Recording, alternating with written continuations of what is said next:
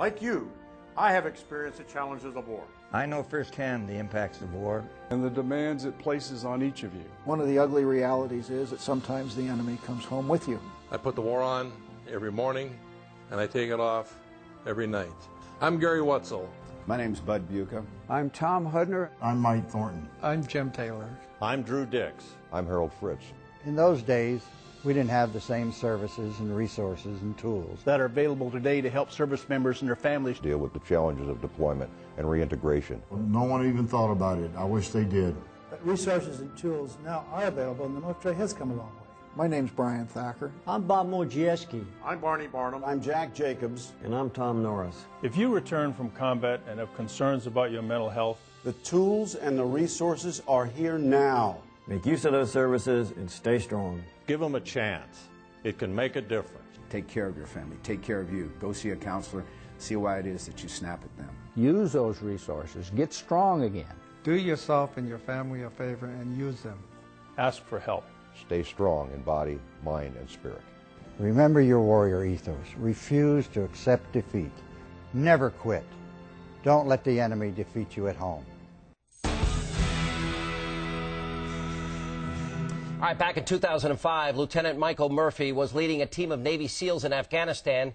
His platoon was tasked with capturing one of the Taliban's top members when they came under attack. Now, Lieutenant Murphy left the safety of cover to call for backup. He successfully completed the call, but was mortally wounded while doing so. After his death, he received the highest military decoration that the President can bestow. For his courage, we award Lieutenant Michael Murphy the First Medal of Honor for combat in Afghanistan. And with this medal, we acknowledge a debt that will not diminish with time and can never be repaid.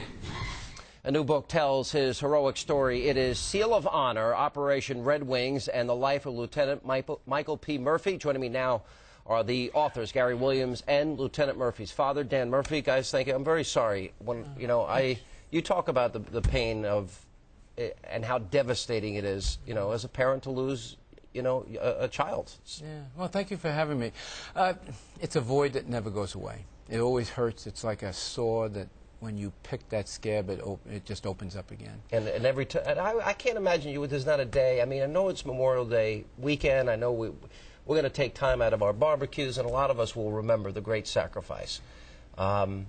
But it's something that families live with every day. You wake up with this every day. And that's true. And that's the reason why when you give me the opportunity to talk not just about Michael, but about our fallen heroes, it brings to America the idea that there are men and women out there sacrificing each and every day for us. And that people need to remember that. So when on Memorial Day and they're having their barbecue, all they're asking for is couple minutes of your time to just think about what they're doing. Because we can do all those things, pursue our dreams because of the sacrifice of the military. Absolutely. I think a lot of Americans do appreciate it. And then there's another group of Americans that I think has contempt for the military, unfortunately. Why don't you walk us through, because this is a fascinating story of bravery, of courage, and it's representative of all our guys in the military, but this is one of many stories, but it's one of heroism. Tell us the story. Well, the story is quite common.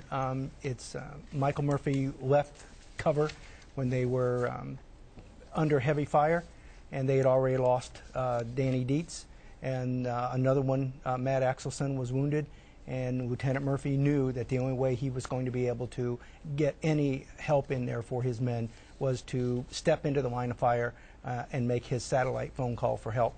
And as a result, though, a lucky RPG shot took out one of the rescue helicopters, and as a result, Marcus Luttrell made it off the mountain and was able to be debriefed and resulted in Lieutenant Murphy's Medal of Honor. Medal of Honor. Operation Red Wings, the plan, I mean, this was a dangerous mission from the get-go. Always. And I think, Marcus explained it this way when I think of Michael and his actions. Marcus said Michael stepped out into what he described as an avalanche of bullets in order to make that call, and was shot twice in the back as a result, and still had the politeness to say, "Roger, sir, thank you," before he ended the call. And I think that even that caught the commander's attention. Like, here he is under extreme fire. stress, under fire, been shot twice, and then says thank you to the dispatcher that they were coming to assist him.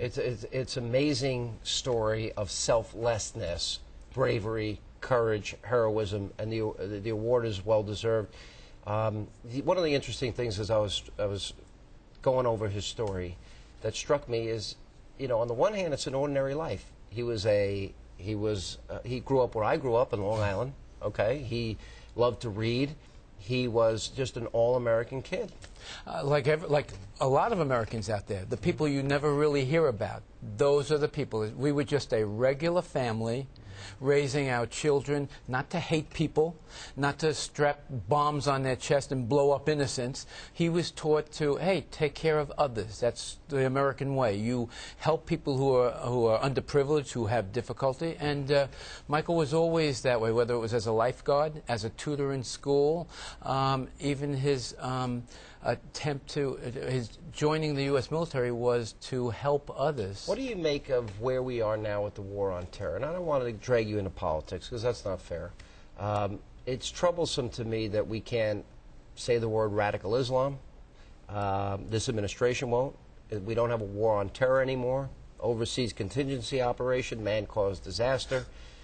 It seems we've lost focus a little bit. Do you think about that, and especially in light of the sacrifice of your entire family and the loss of your son?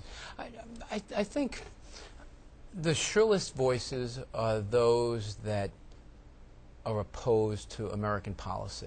I think I hate to use a term like, but going back to Nixonian, the silent majority, but I've had the opportunity to travel across America, and there are so many decent people who honor the fallen, who come out for Veterans Day, who acknowledge Memorial Day. So I have a lot of faith in America. You know, we have a really strong American culture, and I think it's extremely strong because we don't, as Americans, teach our children to hate people because of their religion.